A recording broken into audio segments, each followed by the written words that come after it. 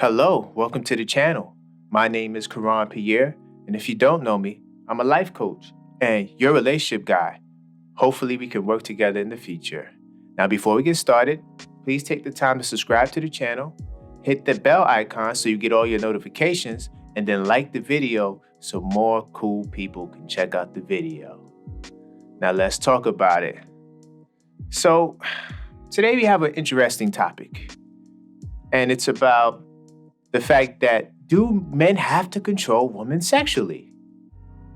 I seen this in a couple of YouTube videos, this topic, and I just wanted to add my 2 cents to the matter.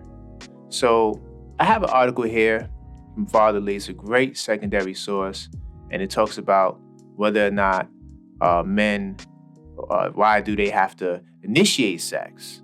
So I just wanted to get into this because I think this article will give some insight. So I'm going to talk about the control being the ones to initiate, right?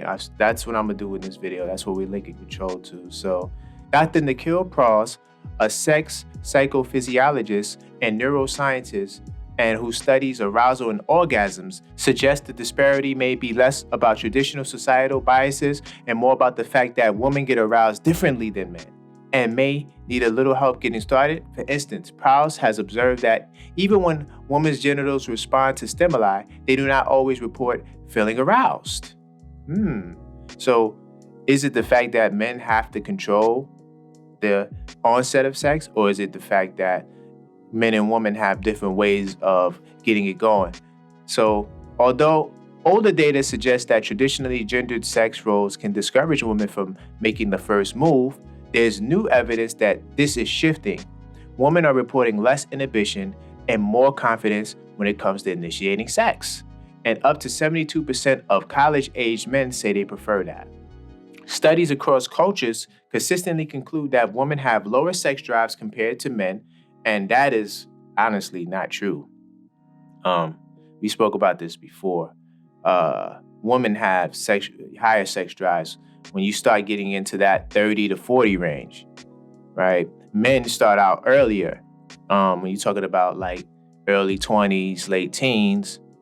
But as the older men and women get, the woman's sex drive actually increases. So just to add some substance to that. And some show that long-term relationships can deplete this drive even further. However, more nuanced studies of couples suggest that men and women may just be misinterpreting each other's sexual interests, which presents differently. Overall, heterosexual women tend to overestimate their partner's libidos, whereas men tend to underestimate the sexual interest in women. So there's just a disconnect. And like I said, like even this source says, there are other studies to show otherwise, that in terms of the sort of old school theme that men have higher sex drives than women. No, it's really just a difference in how each one wants to start their sexual response cycle. So some of the most fundamental differences between male and female arousal may be biological. Research shows that men tend to have more spontaneous sex. We did a video on that, episode 12, What a Man Wants. We talked about the fact that men prefer to have some sort of spontaneous sex in their relationship, right? Because their drives are motivated by higher levels of testosterone. Women, on the other hand, tend to have responsive ones, right? Being receptive to a man's sexual advances.